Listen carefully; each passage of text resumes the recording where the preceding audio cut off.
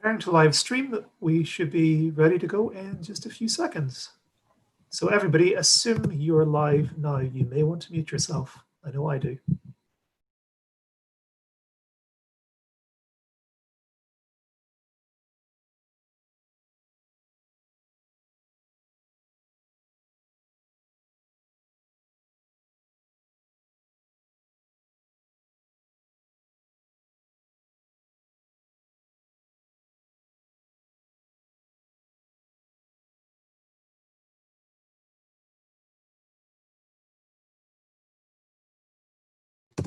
Hello, everyone. We're just going to give it a few more minutes for some people who might be having connectivity issues to join us.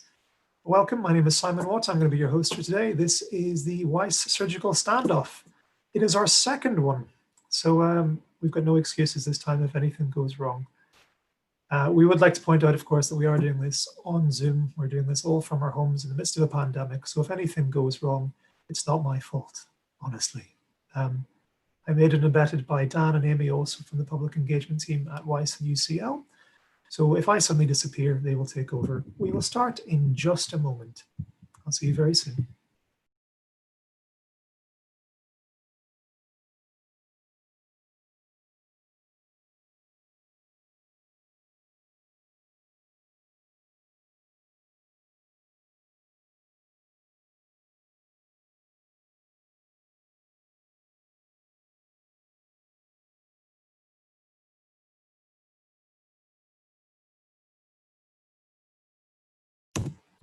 Our number of attendees is still creeping up, so we know some more people are joining us. We'll get going in a second. For those of you who've arrived in time, hello and welcome. This is the WEISS Surgical Standoff. We're going to be hearing about cutting-edge surgical science, which is happening at UCL. We're joined by 6 scientists today, or engineers, researchers. It all gets a little bit blurry, clinicians in many cases. We'll hear about what's going on. You will have opportunities to ask questions. You can do this either in the chat. You can click down wherever the right place is. If you're watching us on the live stream on YouTube, you can also interact with us there. Amy is keeping her eyes there. There will be questions. There might be a slight time delay for those. Or you can also use the Q&A feature that there is built into Zoom. I think probably enough time's gone, and that seems to have stabilized. Let's kick off. We're getting wishes of good luck from some people to all the panelists. I would like to sincerely echo those. So hello and welcome everyone to the second WEISS Surgical Standoff. My name is Simon Watts. I'll be your host. We're live here in Zoom. We're also being recorded, so your questions will be here for forevermore. And our scientists will have evidence of anything that goes right or wrong, as the case may be. Should anything go wrong, as I say, and I get cut off, Dan will take over. We're also joined by Amy, who's manning YouTube in particular, making sure everything's all right.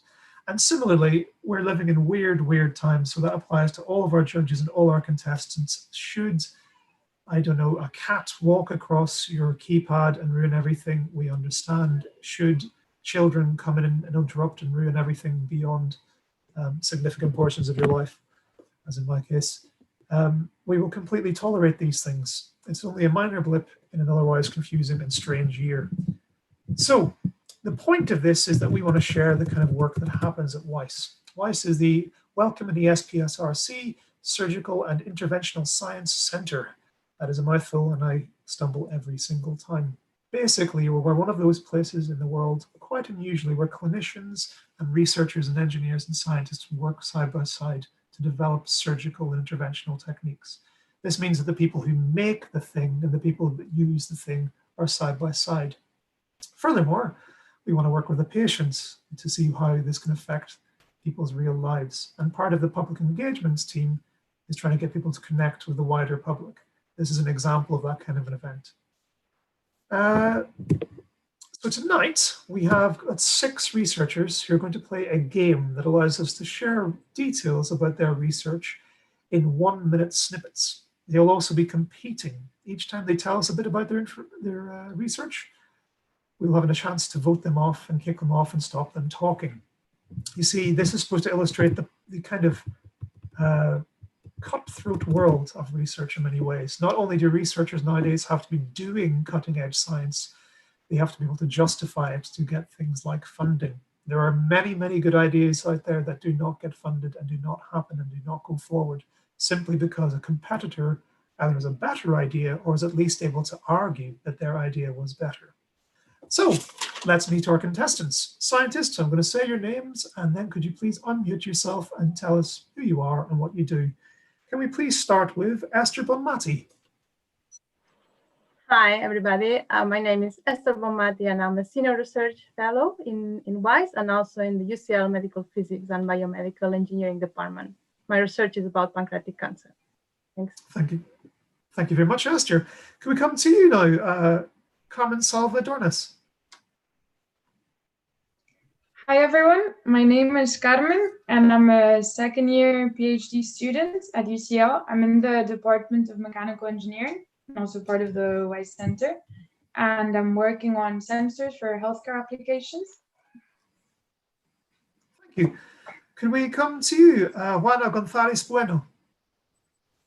Hi everyone, my name is Juan Anthalidueno. I'm doing my first year of PhD in WEISS in collaboration with a company called Odin Vision, which is a spin out of UCL. And my work focuses on applying artificial intelligence for improving endoscopic procedures.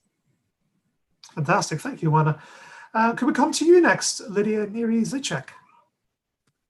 Hello, everyone. I'm Lydia. I'm a horrifyingly fourth year PhD student in the Department of Computer Science. I am an optical physicist by background, and my work is in digital pathology. Fantastic. Thank you very much. Can we now come to Manios Dimitrakakis? Hi, everyone. My name is Manios. I'm a PhD student with the Surgical Robot Vision Group here at Computer Science UCL. My PhD focus is in surgical robotics, and more specifically building robotic instruments for brain surgery. And finally, our last researcher, Daniil Nikitichev. Hi, my name is Daniil Nikitichev. I'm from Mechanical Engineering Department, also in WEISS, and my research is focused on using different technology, particularly 3D printing for medicine and helping clinicians and testing new imaging modalities. Thank you so much. So each of these researchers will be given 1 minute to convince you that their researchers is the most important. I have my stopwatch at hand. Then one of them will be voted off. We will repeat this process until one researcher, tonight's champion, remains. There's no genuine jeopardy. I'm afraid to say the winner will not get any prizes other than just a chance to lord it over all their competitors and perhaps be shunned in the lab room for having a big head forevermore. Deciding who will be kicked off after each round, we have our illustrious judges. So can we come to each of you now? Please tell us who you are, where you've come from, and also just anything that we should know about your charity, your organization, where you work. Could we start with you, Mark Agathangelo? Hi, I'm Mark Agathangelo. Yes, I'm representing the Patient Pain Support Group, PPSG, which is a patient-led support group for chronic pain sufferers in Camden. And I'm also here as a member of the NHS England and Innovation MSK steering lived experience steering group. Fantastic, thank you very much. Another judge is Jill Yaz. Oh, I think you have to unmute yourself, Jill. Sorry, you missed that. I tried. I'm Jill Yaz from SHINE. SHINE is the patient organisation for people with spina bifida and hydrocephalus of all ages, and it's extremely diverse. We've got interest in everything between kind of cell biology and prevention of spina bifida with folic acid and other chemicals, right through to engineering problems of controlling hydrocephalus. So thank you. Thank you very much, Jill. We're also joined by Adam Boyle. Hi, everyone. So my name is Adam Boyle. I've worked at the Science Museum for over 10 years in various roles, bringing scientists, engineers and researchers in to kind of do events, including kind of our kind of holiday programs, live science and lates. I'm currently working at the Francis Crick Institute in an exhibitions role, where we're working with different researchers to bring kind of their research to life in our exhibitions program at the Francis Crick. Thank you. Can we come to you now, Leslie Booth? Hi everyone, my name's Leslie. I'm the Director of Research and Patient Public Involvement at the charity BAL Research UK. We fund research, small grants and PhDs into all forms of bowel disease. My specific role is to connect researchers to patients and patients to researchers, not only for our own funded research projects, but also for other externally funded projects. And we like to work with as many researchers and as many patients as possible involved in all aspects of bowel disease and in research into those diseases. And finally, we're also joined by Neil Finney. Hi everybody, I'm representing the Traumatic Brachial Plexus Injuries Group, or the TBPI group for short. It's a support group for anybody with a TBPI. We've been around for about 20 years and have been a charity since 2003. And the injury is often referred to as a biker's injury due to the high percentage of injuries occurring following motorcycle accidents, but it can be caused by any type of impact injury to the shoulder. We're not medical experts, we're just a collection of people who've either had the injury or live with someone who's got the injury. We provide help, support, advice on a wide range of problems post-injury, typically social, practical and legal problems. We're proud to say that we work closely with the 4 main centres of excellence in regard to this injury. That's RNOH, Stanmore, Leeds General, Birmingham, QE and Glasgow, Victoria. A little plug for our website is www.tbpi-group.org, and we've also got message boards on there, Facebook, Twitter pages as well. Well, that's a good place to mention plugs for websites. In fact, actually, judges, I would recommend in our chat function, you might stick down your websites and means of contacting you all there. And then we'll get through, because it's not only going to be our judges are going to be deciding, everybody here will have a chance to ask questions, but also to vote off the person they don't want to hear any more from. For the first couple of rounds, we're only going to take the judge's decision as final, but we want to see what the popular vote is, as it were. But then at the very final one, we'll go full X factor, and the audience will get to choose, not our judges. So thank you, judges. You have a great deal of power. And let's get stuck in. As I say, audience, throughout this entire thing, if you've got any questions, stick them into the chat or into the Q&A. We'll do our best to answer them. You will hear from these scientists after each time they have been voted off. I'm going to get my stopwatch at the ready. And let's go in the same order that we had that time. Can we please start with you, Ester Bonmati? Ester, tell us why your research is the most important and the most fundamental in a minute or less, starting from now. Did you know that pancreatic cancer is the 11th most common cancer in the UK, but the one with the shortest survival rate? Currently, 75 out of 100 people diagnosed with pancreatic cancer will die before 1 year. And half of the patients will die within only 3 months after they are diagnosed. Sadly, this has not changed in the last 40 years in the UK. The pancreas is an organ located behind the stomach and is difficult to access. This, in part, makes pancreatic cancer tough to diagnose and tough to treat. With my research, I want to change that. Thank you. Thank you ever so much, Esther. Esther, if you've got a pair of headphones, that could be really useful. I think that might be what's causing a bit of feedback. We could hear you there, but there's a bit of a hum as well. You might want to grab some while we go on to our next person. Carmen, in a minute or less, tell us why your research is the most important. Hi, everyone. So what I'm trying to develop is sensors for healthcare applications. So following the need for surgical devices, these sensors will be able to give clinicians information such as force that is being applied in order to help them throughout the procedures.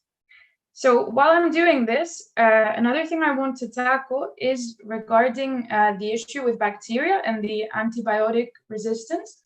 So the looming global health crisis on this issue. So essentially, it is quite likely that in healthcare settings, bacteria will end up attaching to the sensor surface and forming agglomerations that become very hard to eradicate. As a result, what I'm trying to do is to basically create materials that have a dual functionality, so they can work as sensors, but at the same time, they have antimicrobial properties. So the implications of this then become very wide in healthcare, because not only will this basically improve the quality and experience and safety of patients' experiences by avoiding infection, but also it will be able to avoid the need for disinfection, because they will be antimicrobial in nature. Thank you so much. Moving on to Juana. Hi, everyone. So today I'm going to talk about cancer, in particular colorectal cancer, which is the 4th most common cancer in the UK. The good news is that it can be detected and treated early by detecting lesions called polyps within the colon. This is done in colonoscopies where the inside of the bowel is inspected for polyps, amongst other things. However, up to a quarter of these lesions can be missed during colonoscopies. So I've been focusing my research in applying artificial intelligence to the detection of diseases during endoscopies. And in particular, at Odin Vision, we have created a system that is able to detect these lesions in real time in colonoscopies. This means that if the doctor misses the lesion, the system will detect it and point them to it, helping detect and treat colorectal cancer. Just keep being in if you want to find out more about how to use AI to harness such prevalent diseases. Thanks. Bribery, great start.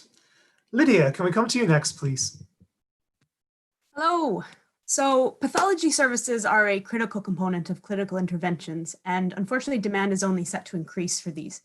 In 2018, only 3% of surveyed pathology departments reported having enough staff. Many pathologists are close to retirement, and the uptake of training places is very low. Digitizing pathology workflows is largely seen as the solution to this, where glass slides are scanned, pathologists assess cases on a computer workstation in the hopes of improving efficiency and eventually taking advantage of automated diagnostic tools. The digitization process, however, has been very slow, in contrast to radiology, which has been fully digital for over a decade. My PhD work focuses on looking at why this is. The major factors limiting digitization are the high cost, the added complexity, image quality, standardization issues, and perhaps most crucially, the pathologist reluctance. In particular, I've been quantifying what the actual minimum image quality requirements are for reliable diagnostics, which up until now have been simply as high as technically possible and are based on subjective quality assessments. This has likely increased costs, scanning times, and file sizes unnecessarily and limited the applicability of most automated diagnostic solutions. So I want to look at looking at these quality requirements and finding out what they are. Thank you so much. And now, Manios, please take it away. Tell us about your research in a minute or less. Hi, everyone. Everybody has a brain, even though this statement could prove controversial sometimes. Often, tumors could be developed at the very base of the brain, causing from headaches and nausea to vision loss and, unfortunately, cancer. To treat these tumors at the base of the brain, especially when they are life-threatening, some brilliant neurosurgeons came up with the endonasal approach, which, as the name suggests, is used to remove these abnormal growths through the nose and in a minimally invasive way without the need of a full craniotomy. However, these tumors are located at a very hard to reach position where the surgeons have limited access and the instruments they are currently using only allow for a very limited motion range. This is where robotic technology and more specifically Manios could be of assistance. The aim of my PhD is to develop handheld robotic surgical instruments that will expand the capabilities of the surgeons, give them the ability to reach areas at the base of the brain that were previously difficult or even impossible to reach. In that way, I hope that I can aid in the removal of tumors that current instrumentation cannot remove, and hopefully, but please don't quote me on this, save some patients' lives. Thank you, Manios. And finally, Daniil, your turn. Hi, everyone. My personal goal in research is to help surgeons to make their life easier and also help patients through the safer surgery. And how I'm going to do this is threefold. I'm developing novel materials. I'm developing novel technologies like 3D printing that use that novel material. And third, I'm developing patient-specific anatomical models. So those three together, how they help is through education. So those anatomical models, particularly difficult cases, help the surgeons to practice the surgery before they actually perform it on a patient. Education the patient, for example, children, if the surgery will be done, I work with the pediatric department so that they can explain children what the surgery is going to be about and when they have a model in hand. Also, working with the surgical planning, so another aspect where the clinician can work together as a team. And what is important, there are a lot of benefits, but one of the benefits is to save time during the surgery because they have some practice, and also it avoids some complications. All right, thank you. Thank you ever so much. So you've now met all our contestants, everyone. Didn't they do excellently? What a shame we're getting rid of one of them. So I'm going to read out the names of each of the people in the order that they went there. Judges, I want you to give me a wave if you want to say goodbye to that person. While this is going on, I'm also going to launch a poll. So you members of the audience watching at home, we can see what you think. I will not share the results until after our judges have made their decisions. So you should all be able to see a poll now. So, judges, give us a wave. Do you want to vote off Ester? Mark says yes, so that's one vote against you, Ester. Do you want to vote off Carmen? One vote for you. Oh, 2 votes. Adam changed his mind. What about you, Juana? Who wants to vote off Juana? She is safe. What about Lydia? Oh, Dan just gave himself a little scratch in the head as if casting a vote. The dangers that could happen. Manios. Who wants to vote off Manios? Is that you, Jill? Did you do a wave? Jill, did you do a wave against Manios? Do you want to say goodbye to him? No. Oh, you do? Okay, sorry. You'll have to put your hand in the camera. Make sure I can see it.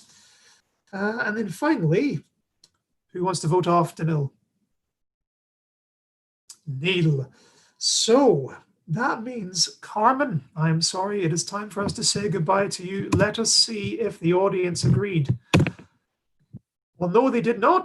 The audience thought we should have got against Daniil. But this is the electoral college system that we are following. Sorry, Carmen. It's time for you to say goodbye. Could you please, though, before you do go, tell our judges why they made such an awful mistake. Tell us more about your research.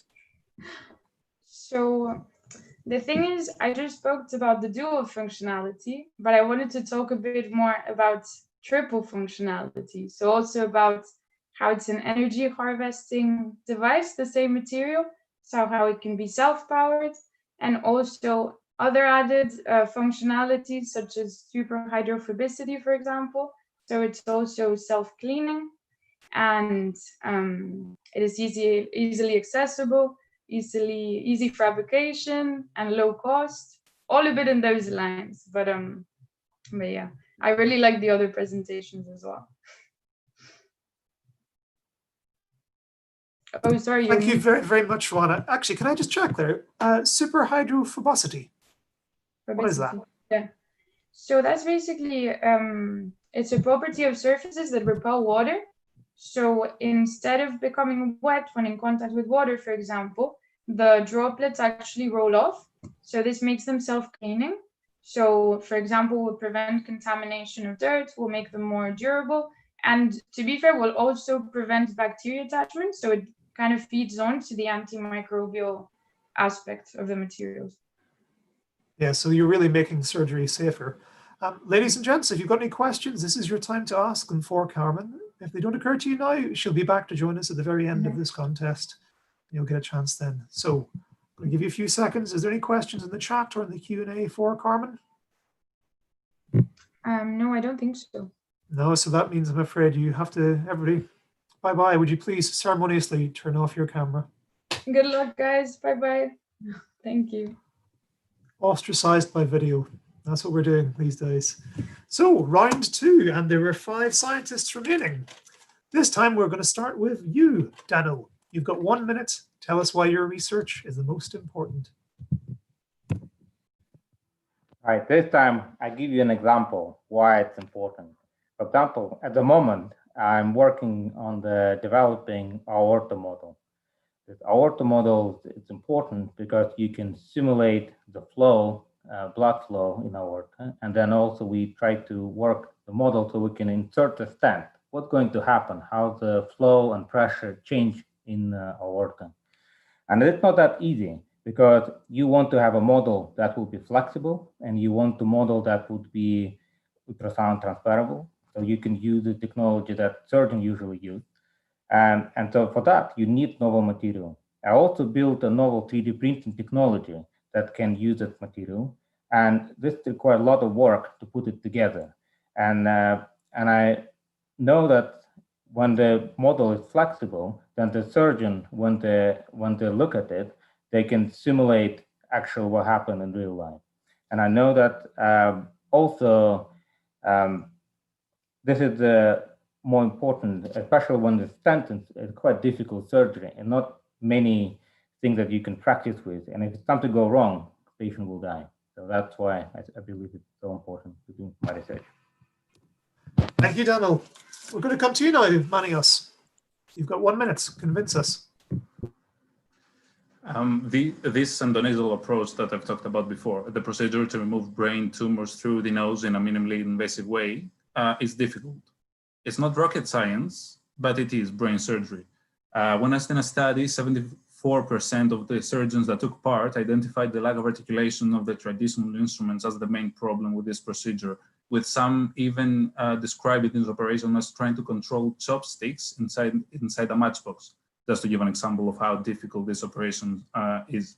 Now, imagine this tiny matchbox is located at the base of a person's brain, with the only access point being the tiny corridor of the nasal channel. And inside that matchbox, there is a potentially fatal tumor. You would want to equip the surgeon with the best tools available to try and increase the chances of success. This is what we're trying to do. We're trying to build robotic instruments that not only allow for extra articulation, but that can also be used as a platform to integrate robotic technologies such as imaging and sensing that could really make a difference in the operating theater. Thank you so much. Okay, let's go to you, Lydia. You've got 1 minute. All right. So as I mentioned before, one of the barriers to digitizing pathology is that pathologists still consider digital slides to be inferior to glass ones in terms of image quality. Diagnostic concordance is largely identical between glass and virtual slides. So what causes this discrepancy and what are the consequences of it? Pathologists have largely influenced the development of slide scanners based on their own subjective expectations of image quality. For example, imaging an entire tissue sample in color at high magnification means a single virtual slide can be multiple gigabytes in size. And anyone who has used an NHS computer or NHS Wi-Fi knows how difficult it can be to work with large data files. And most classification algorithms would also struggle with such enormous images. But a pathologist wouldn't view an entire slide at full power. Most of the assessment would actually be made while they were viewing at a much lower magnification. So my work addresses this by looking at annotated pathology datasets and state-of-the-art classification algorithms. I degrade the quality of the images until they are effectively the same as if they came from a lower quality imaging system. And if the algorithm can still make an accurate classification, then the initial image quality requirements must have been too high. Most of my results so far suggest that this is the case, and I would hope to expand on this to more tissue types, more imaging modalities in the future to see if we can generate a standardized image quality framework across pathology services. Thank you, Lydia. Going over to you now, Juana. Convince us. You have 1 minute or less. Right. So I would like to talk a little bit about my PhD collaboration with Odin Vision and what that basically means for my research. So Odin Vision is a startup that started here at UCL, and within it, we work to develop the next generation of artificial intelligence applications for endoscopy. We have created an award-winning CE mark product that detects polyps and helps make an informed decision for the doctors about whether to leave the polyp or resect it. Conducting my research within Odin means that the solutions I help develop get to patients quicker. If we were to get new data today, we could build an improved version of the system and roll it out onto clinical practice really quickly because it already exists. And at the same time, clinical translation is one of the top priorities. So not only we focus on generating good results, but also generating systems that are user-friendly and are already up to regulatory standards. So the technology I helped develop has a very clear and short pathway to being used safely on actual patients and improving people's lives. Thanks. Thank you, Juana. And finally, Ester. Take it away. Pancreatic cancer is tough to diagnose. The preferred method to diagnose issue from the pancreas is by doing a test called endoscopic ultrasound. This test is very challenging and requires a skill. Now, imagine this car. This car, because it has windows, but it has a tiny hole where you can see where you are going. Now, I ask you to drive this car to your local store as fast as possible and come back. Can you imagine how hard it will be? it might be difficult to see what's around and also not to crash. This, in a way, is what clinicians do during an endoscopic ultrasound, and they have to do it very well. The outcomes of this procedure will also depend on the skills of the clinician. So I am developing tools to make this less operator dependent. Thank you. Thank you so much. So that's the end of round 2. We've got a question for Lydia. We'll come to that when we get a chance. We flagged it. Thank you very much, Ajat. But if you have any other questions, stick them in the chat, stick them here in the Q&A. We'll make sure we get to them. I'm going to launch our second poll, and judges, I'm going to come to each of you each time to see who we will vote off. So I think I've got this correct. I'm going to read out their names and give us a wave if you want to say goodbye to Daniil. Oh, do I have to even continue this? Yeah, we're going to see what there was. That was 4 votes against Daniil. Manios. No one wants to say goodbye to Manios. Does anyone want to say goodbye to Lydia? Does anybody want to say goodbye to Juana? Does anybody want to say goodbye to Ester? Does that mean we'd one abstention as well? Or is everybody, is this personal? Has Daniil done something to any of you? Let's see what the poll result was. Because if we end polling, oh, the people agree. Daniil, please do not let this affect your self-esteem. I'm sure your research is more important. In fact, come on, tell everybody, not just the judges, tell the baying crowd why they've made a massive mistake. Why is your research actually the most important? Oh, I'm very happy for people to listen. I'm always talking very simply, and people know about 3D printing so widely. So that's why people think it's very easy and just push the button. But actually, to build a new technology from the scratch, it's not that easy. And also develop a new material that can be mimic the anatomical model, not that easy, using the patient data that requires the software skills as well. So yes, it's a simple way, the way I explain it, but it's not that easy to work with. Thank you very much, guys. Good luck, everyone. Any question, by the way? Yeah, if there's any questions, then please stick in the chat. I've actually got what I was wondering about, because you said there that 3D printing is becoming more commonplace and more known. What is the kind of the limits of such things? Like, if this is the techniques you're using, why is that what you've chosen? And what really needs to be improved? If it seems simple, what's still not good enough? Yes, so working with the model that for imaging model that can be used for surgeon to simulate the tool that they're using during the surgery. And the material, usually commercial 3D printers, they're quite good developing different models, connectors, but they are not transparent, for example, for ultrasound, the technology that I work with, or optically. So that's why you need the materials that will be clear, at the same time flexible, and at the same time ultrasonically compatible. So that's why you need new material for that. And also you need a new 3D printer, because the materials that work with such models, they're not compatible with the commercial 3D printers. So that's why. Thank you very much. Speaking of 3D printers, we've got a question here from Marek. He wants to know exactly how do 3D printers work? Like, is this the same kind of one that you can buy? Yeah, so the 3D printers work as the additive technology. The way it works, they add layer by layer the model, and this way you develop maybe 1,000 layers, and this way you first of all create a digital model of whatever you want to print. Then there is a particular format called STL for 3D printers.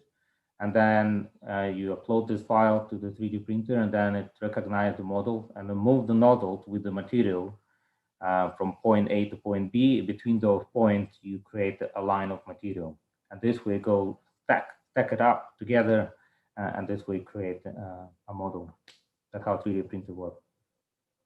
Thank you very much. Well, look, if anyone's got any more questions, you can ask them at the end. But for now, bye, Daniil. Please switch off your camera. We have to make them switch off so we can't see how sad they all look, just so you know when this happens. So then there were 4. Can we start with you this time, Esther? Please take it away. You've got 1 minute to convince us that your research is the most important. Right. Do you remember the example of the car? Well, in reality, clinicians do not drive cars into the body, but they drive or guide endoscopes. The endoscope is inserted into the mouth and down to the stomach. This endoscope also has a tiny camera at the tip, which gives pictures of your stomach. Then they also use ultrasound, which is a type of medical image to see through the wall of the stomach and inside the pancreas. If they see some suspicious tissue, they can take a sample using a fine needle. Only at UCLA, there are more than 1,000 of these procedures every year. And in collaboration with our clinicians, we have developed a system to make the procedure easier, safer, and more accurate. And I'm hoping to explain you a bit more about later. Thank you. Thank you so much. Can we come to you, please, Juana? Sure. Hi again. So I've talked about colorectal cancer, but the nice thing about the research I'm carrying out is that the knowledge we get from detecting one disease during a procedure, such as polyps during colonoscopies, can be translated into other problems. A really good example of this is esophageal cancer. So Barrett's esophagus is the most important risk factor for esophageal cancer. Patients with Barrett's esophagus undergo regular surveillance to detect any early cancer lesions, but these lesions are difficult to detect due to their subtle appearance. And when I mean difficult, I mean really, really difficult. I can't tell. The good news is that if detected early, this cancer has an excellent prognosis and really good survival rates. So I've been working on applying artificial intelligence to help doctors detect these lesions at a specialist level, meaning that patients with early cancer won't be missed as much and will be treated accordingly. Thanks. Thank you, Juana. Can we come to you now, Lydia? Right. So the staffing, retirement, and recruitment crises that I told you about before, they won't be solved by just increasing efficiency. So we have to look at what else digitizing pathology can do. Are automated diagnostic algorithms going to replace pathologists completely? In radiology and endoscopy, advances in machine learning have resulted in some pretty impressive automated diagnostic tools, but the same can't really be said for pathology, where existing solutions are very brittle in that they don't transfer well maybe between tissue types or even between samples from different pathology laboratories. I alluded to one of the reasons for this in my previous talk, which is that the images are incredibly large, very high resolution, and with way too many pixels. So I've been investigating a different type of framework that I call pathological triage, where instead of replicating the incredibly complex skill set of a human expert pathologist that can make pixel level classifications, for example, I instead use automated classification to do the brute force work, where you separate out the most obviously benign or healthy cases that don't require any human assessment or involvement at all, which greatly reduces the caseload for most pathologists. These type of algorithms are also well suited to the lower quality images I was talking about previously, which can be quickly and cheaply obtained at a much faster rate. Thank you. And finally, for this round, Manios, take it away. Being able to see is a thing that most of us are taking for granted. It is often that when these tumors on the base of the brain are developed, the patients lose the ability of eyesight because the tumor can get so large that it presses against the optic nerve, causing loss of sight. This is the bad news. The good news is that if the tumor is successfully removed, the patient's sight can be fully restored. However, as I have kept mentioning throughout this event, it is really difficult to remove those tumors because of the very constrained surgical workspace, and of course, because sometimes the tumors are in areas where standard instrumentation doesn't have a chance to reach. Often, despite the surgeon's best efforts, the patient could, as a result of these drawbacks, lose their eyesight. The added articulation and dexterity of our robotic devices that the current tools lack could arm the surgeons with delicate movements that could potentially make the removing of such difficult tumors that press against the optic nerve easier, and thus restoring the patient's ability to see. As I hope I see you in the next round. Please don't kick me out because of this joke, and thank you very much. Thank you, Manis. Well, it comes that point where we're going to judge again, so I'm going to launch the poll. I'm just checking that we've got the right one. Yes, indeed. But judges, last time the public agreed with you, but will they agree this time? So give her a wave if you'd like to vote off Ester. Jill says yes. Jill, make sure that you keep your hand in the camera. I struggle to see sometimes. Thank you. Yeah, like I can't see that right now. That's the one. Thank you. Jill and Neil. Okay, so 2 votes against Esther. Do you think we should get rid of Juana? Adam thinks we should get rid of Juana. Do you think we should get rid of Lydia? 2 votes against Lydia as well. Or do you think we should get rid of Manios? No votes against Manios. So that means that we have a tie. It is between Lydia and Esther. So the great voting public, this is where you have made a decision. The person who got the most votes out of these 2 shall be the one to leave. And I hate to tell you, Esther, but you are the person who's been voted off this time by the public. Please tell everybody. It was so close. It was a hair's breadth between it. I could see that. This is not a time to get personal against Lydia, but please tell us why these people should have heard more from you. Yeah, so I was going to explain that I have developed a system that is actually similar to adding windows to the car example I showed earlier. The system allows clinicians to see what is around in terms of organs, so they can see inside the stomach. They can also see the location of the pancreas and so on. So hopefully this will make the procedure safer as well for patients, obviously. We are working closely together, clinicians at UCLH, and we are planning to have the first trials with, not trials, but the first cases with patients in collaboration with our clinicians. And also this November is the Pancreatic Cancer Awareness Month. So I will encourage everyone to have a look into it. If you've got any questions for Esther, this is the time to perhaps ask them. We'll get a chance again later. What I really want to know is how on earth did you make that little car? I just borrowed some paper from crafting stuff, from other, then printed the sides and yeah, then attach them using some taping. And it's just a sticker. It's not just surgery, it's Blue Peter we've got going on right here. Perfect. Esther, it is a very good example, though, of the kind of troubles that we have with endoscopes. So yes, the narrow field of vision is a very, very tricky one, but how, can you tell us a little bit more, I suppose, about how that can be fixed? How on earth can you get something like that? Yes, we use a technology. We use a technology called electromagnetic tracking, which we place several sensors inside the endoscope. This allows to track the position, but also the shape of the endoscope in real time. Then we use methods called registration, that they fuse the images that we have from the CT, which someone has segmented. So we have a 3D volume of the organs of the patient, and then we mainly put them together in the same position. So when the clinician moves the endoscope inside the body, they can see how this moves around the anatomy of the patient as well. We've got some support for you in the chat. Christina, who I think might actually be one of our previous judges. So welcome back, if that is you, Christina. She's gutted that you've been voted off because this is Pancreatic Cancer Awareness Month. So if you want to learn more about pancreatic cancer, maybe we can all point you to the right way. We've also got a bit of a question, I hope I'm understanding this right, from Stephen W. saying this is an advantage over MRI. Does that sound correct, Esther? Is there any comparison between endoscopy and things like MRI? These are 2 different modalities, and MRI, especially CT, is very good in detecting if there's changes in the tissue in the pancreas.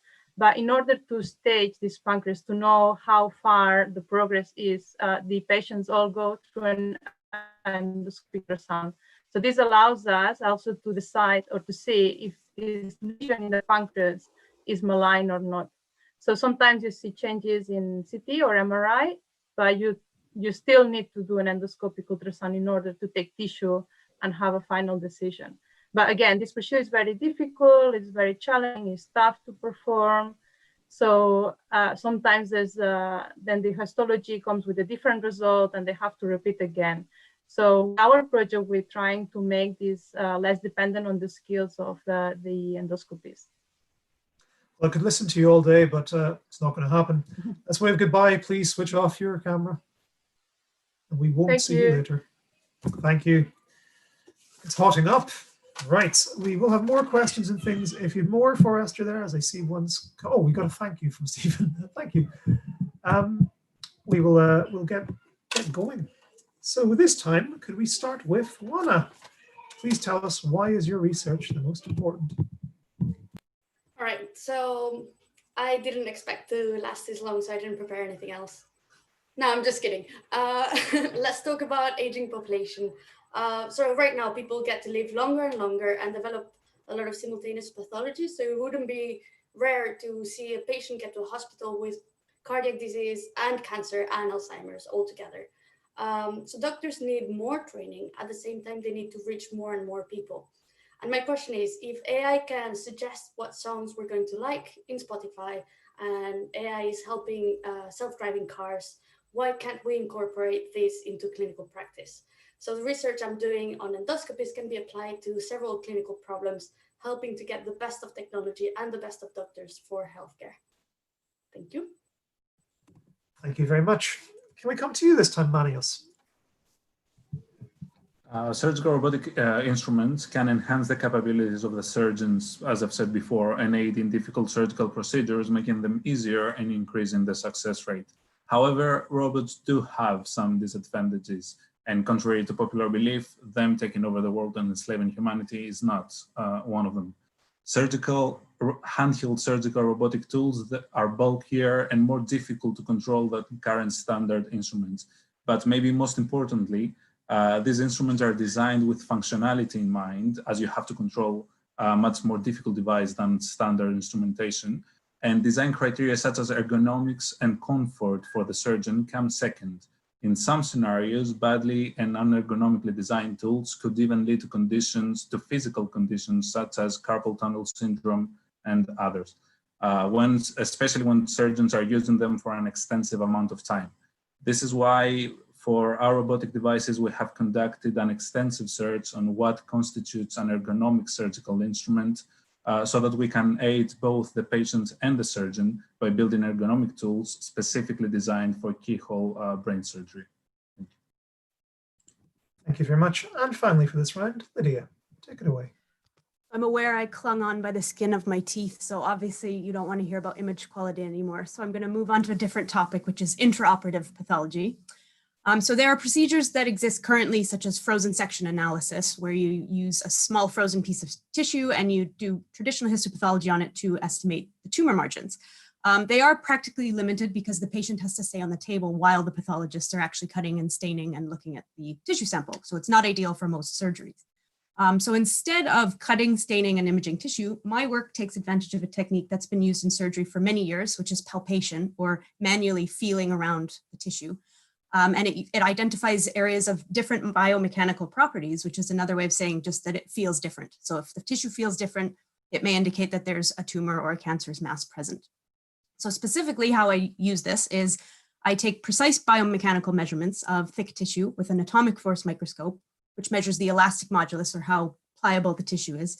And then I pair these measurements with low magnification images of unstained tissue and use machine learning to smack them together and generate a prediction algorithm that can identify regions of differing biomechanical properties, or cancer, without the need for cutting, staining, and intervention of a pathologist at all, which is a much more ideal workflow for intraoperative margin estimation. Okay, let's get our democracy on. We're going to let you vote. I'm going to launch the poll. Please bear in mind, this is still only an advisory poll. It's sort of like a referendum. It doesn't have to be taken at face value for this one. The judges still have a chance for controlling. So wave goodbye to Juana if you want to not hear any more from her now. You are safe, Juana. Wave goodbye to Manios if you don't want to hear from him anymore. You are safe, Manios. I think I know how this is going to go then. If you want rid of Lydia, wave goodbye. Oh, she's doing it to herself now as well. That's a sign. Oh, it's unanimous. You can see Dan's heart breaking. You can see everyone. Oh, Lydia, let's see what the public thought. Oh no, it's unanimous. I don't even want to see it. I'm sorry, you're going to have to. It was 48%. I'm enough. not trying to rub it in. No, genuinely, I'm not trying to rub it in, because all of you are doing proper, fundamental, fantastic research. So please tell people why they've made a massive mistake. Well, I understand I've given that talk about 15 times before, so I'm sure people are sick of hearing about the atomic force microscopy as well. I think I gave it at the Christmas do last year, so fair enough. What I'm looking at is just trying to understand why pathology is lagging so far behind the other modalities in implementing machine learning, in just digitizing things, because things are still being done in glass and with light microscopes, which can cause repetitive strain injuries. They can get lost, they can get broken. And overall, it just seems a bit strange that we're still using physical samples in 2020. But again, the NHS is an interesting beast and it can move quite slow. So I'm hoping to find out why that is and why these pathologists are so averse to using monitors rather than looking at glass slides, because there's obviously a reason. And I think it would just be really interesting to see what's going on there. One person we know that is very pleased to see you being voted off is Lydia Taylor-Rowe, because she's had a question from you from the very first round. Oh no. Dan, just for, oh no, don't worry, we know that this is, we have to wait for your chance. Just so people aren't always hearing my voice, Dan, could you please read this one out for us? Yes, so Laura Taylor-Rowe actually has a question about, quite early on you talked about degrading an image, and Laura actually wants to know, how do you degrade an image? And then we also have another question in the chat to follow on to that. But firstly, how do you degrade an image? Well, it depends how much math you want to get into.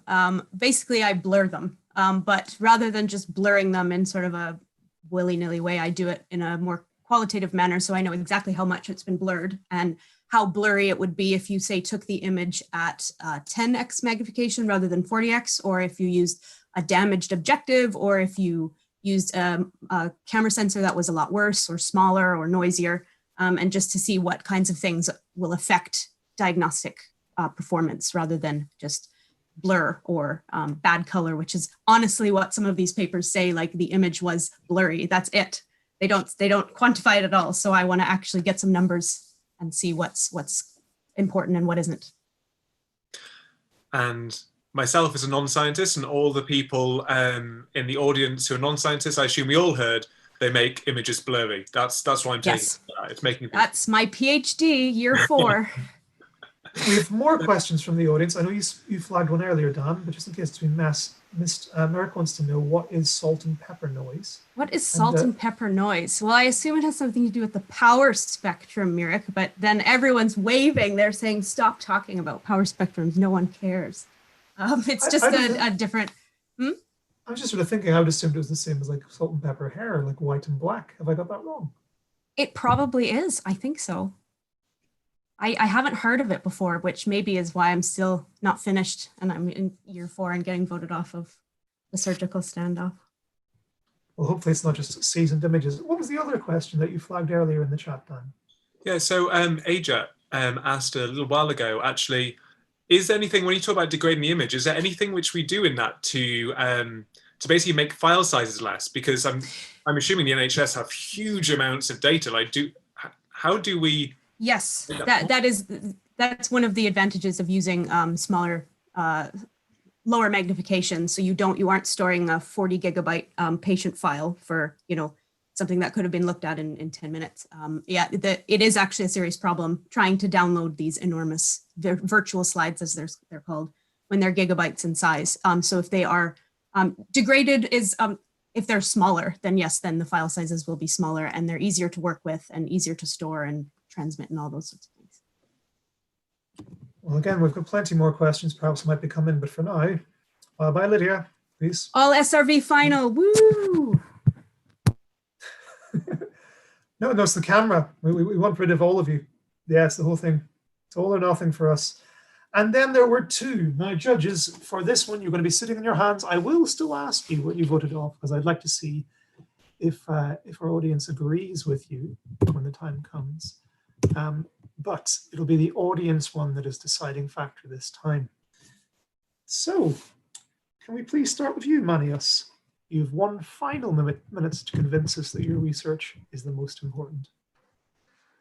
In this, I'll pretty much summarize everything I've discussed about so far, just to reiterate on the importance of this procedure. this shouldn't come as a shock to anybody by now, but brain surgery is difficult. Surgeons have tried their best to try and minimize the bad outcomes of such procedures for patients, but it is still the anatomy and the constrained workspace of such delicate structures is really difficult to tamper with. This is what we're trying to tackle. We're trying to expand the surgeon's capabilities by giving them the many benefits of robotic technology. Just to reiterate, this would be articulation, dexterity, and the many modalities that you could implement in such a robotic platform. We hope that by expanding the surgeon's abilities during such a difficult procedure, we could always make an actual impact inside the operating theater and help patients' lives. Thank you. Thank you very much. It's your last chance, Juana. See if you can beat that. All right. So researching within a company has a lot of benefits, but one of the most important ones to me is the resources that are there. So let me explain. We have developed a system for polyp detection and characterization, as I've said before, that is now accessible to patients. And what that means is that behind the screens, what the company has developed and what I've helped develop as well is pipelines. So we have pipelines to acquire data in a GDPR compliant way, pipelines to label data, to extract labels and get them ready for artificial intelligence models really easily, a framework to test new models, to deployment into the cloud, etc. So that's great news for me because that's done now. And what I enjoy doing is training my deep learning models. So I don't need to worry that much more about everything else. And I can apply the same concept and the knowledge I have that I've developed throughout my research to so many different problems that need solving. So I would please ask you to vote Manios off because I want to tackle all of these problems. Thank you. A blatant appeal to voting someone off. That hasn't been tried. Actually, they should do that in politics. Just don't vote for the other person. That's probably the answer. So please, judges, keep your sitting on your hands for now, because I'm going to launch the very final poll. And this is where this will be the deciding one. Okay? So I'm launching that poll now. Not anybody can see the results. I'm going to give everybody a chance to cast their votes. Okay? And then we will come and see what the judges think, because we don't want the public biasing. I am seeing blue lines going up and down. It is remarkably close, and there is still some more people to vote. It is literally flipping back and forth every single time. I really wish I'd seen one of those big, massive electoral swingometer things behind me. Just when we thought we were sick of elections and voting after endless news cycles, you're still willing to do it. I can see that 33 attendees have voted. We have got 10 abstentions. Are you really wanting to abstain? 76% of people have voted. That again is better than many elections. But come on. You've got to choose between Juana and Manios. Maybe some of these people are your colleagues and they don't want to vote. Actually, probably some of your colleagues, and that's why you're being voted off in many cases. I'm going to give you 5 more seconds. We're up to 81%. 5, 4, 3, 2, 1. The poll is closing now. I'm not going to share the result just yet. Remember, this is the person who we're voting off. So, judges, wave goodbye if you would like to say farewell to Manios. Oh, we've got Leslie. That's 1 vote against Manios. Wave goodbye if you'd like to say goodbye to Juana. No, I'm sorry, judges. Please remember your votes count for nothing this time. I will now share the poll of the person who's going to be voted off. We are saying goodbye to... Can I draw this out any longer? This is worse than Bake Off, isn't it? We are saying goodbye to Manios, which means Juana, you are in fact the winner in complete opposition to our well, people have said we're tired of experts apparently. So sorry, judges, you've been voted against this time. Manios, it was so close. Tell people why the judges were right and why our voting public our I partisan. want a recount of the votes. I don't say. It was remarkably close. It was 51 to 49. That is as close to a tie as you can imagine. No, honestly, no one was right. This was really fun. I think that all research showcased today is equally important and exciting. Talking about my research specifically, is pretty much I'm taking it for the way I see it. The most important thing we're trying to do is help the patient by helping the surgeon, by expanding their capabilities and by making tools that are easy for them to use and ergonomically designed so that they can be used for a strenuous amount of time and many times.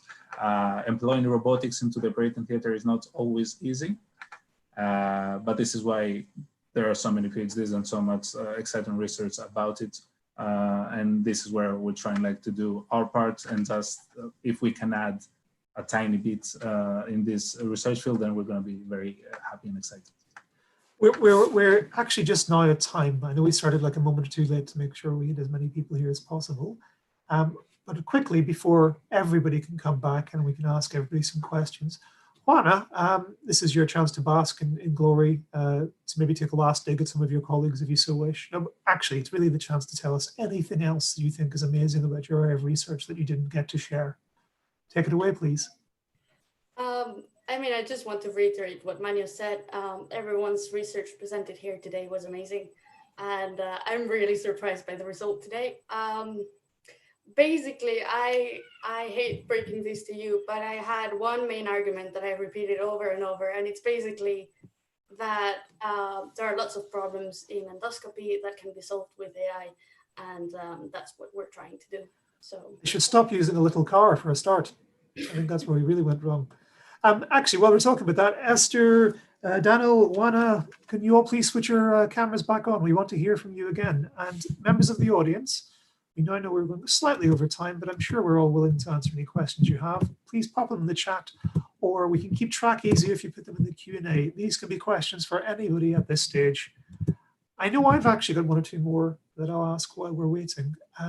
Amy, have there been any questions on YouTube? Please feed them into us when we get a chance. Sure, we haven't had any questions, but Juana, I should let you know that you do have a mega fan over on YouTube, and they're not able to vote on YouTube, but she said that their vote will also be going to you. So sorry, Manios, I think that Juana did get it. But yeah, just to let you know, you've got a fan over there, so well done. Sorry, those votes don't count.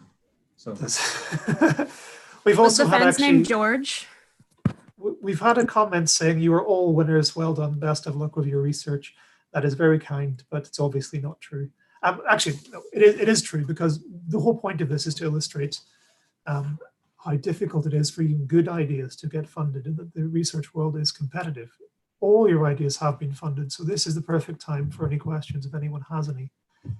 While we wait for those last ones, Manios, I'd love to actually ask you a bit more about robotic surgery, because I haven't had a chance yet. How common is it even now?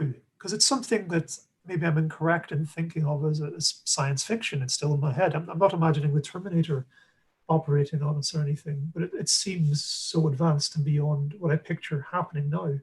How common is robotic surgery? Robots have been used in surgery since the early 2000s. So it's really not compared to other technologies, of course, it's very novel, but it's not a new technology by any means. There are some surgical procedures, such as prostatectomy, that are done if the hospital can employ a robot, primarily by surgical robots.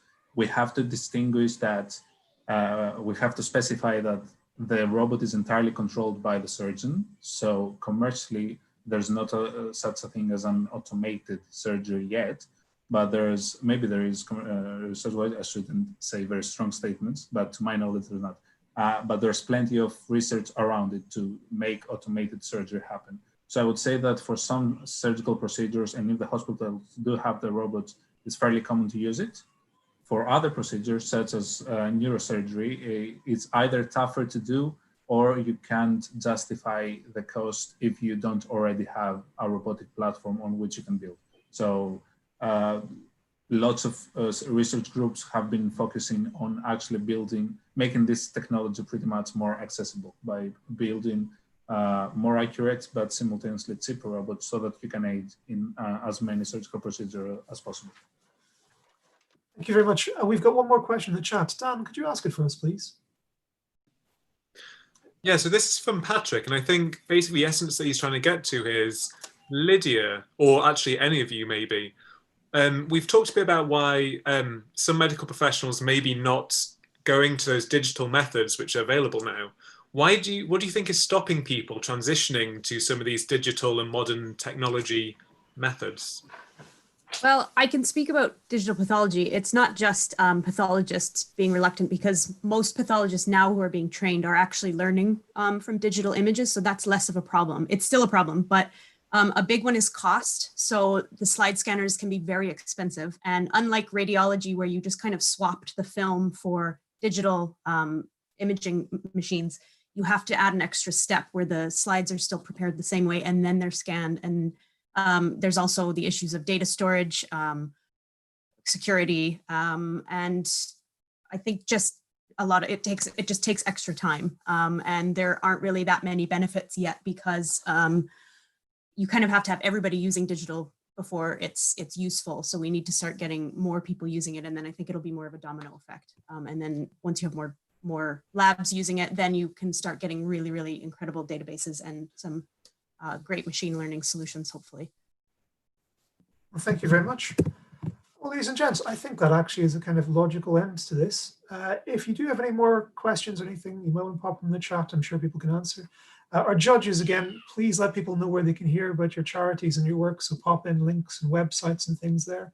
Furthermore, if you did enjoy this, remember this has been recorded and is now live on YouTube, so you can go and share it. Amy, would you please copy a link there so people can send it to their friends? Before we disappear, we have one final question has come in. I'll read this one. It's Mrs. J. Churchley. It's a question for Juana. Is there any regulation on the reliance on AI in surgery and new diagnosis? Please tell us about that. Sorry, can you repeat that again? Is there any regulation on the reliance on AI in surgery for a new diagnosis, I guess? Right. I think they want to know what is the kind of legal framework for this. It's quite a complex field, actually. So each country has different regulations. But yes, there are regulations. Some of them are just specific to medical devices, not AI in particular. But they're moving towards that. So for example, the FDA is starting to generate some regulations about how to use AI in medical devices and how to make it more dynamic. So as you get new data from new procedures using your device, being able to retrain your models and not needing to just generate a new product again from scratch, but just iterating on what you already have. I don't know if that answers the question. I'm definitely not an expert. Don't say that when you've just won. You're making everybody else feel very bad now. Not an expert in regulation. Ladies and gents, in that case, we're going to finish just there. There's only two things that remains for me to let you all know. When we exit this meeting, there will be a small evaluation thing. Please, everybody who's attended, I'd love it if you'd fill it out. We are still kind of working out how to use Zoom and live in the online world while we're all trapped at home. And we want to know how we can do these things better.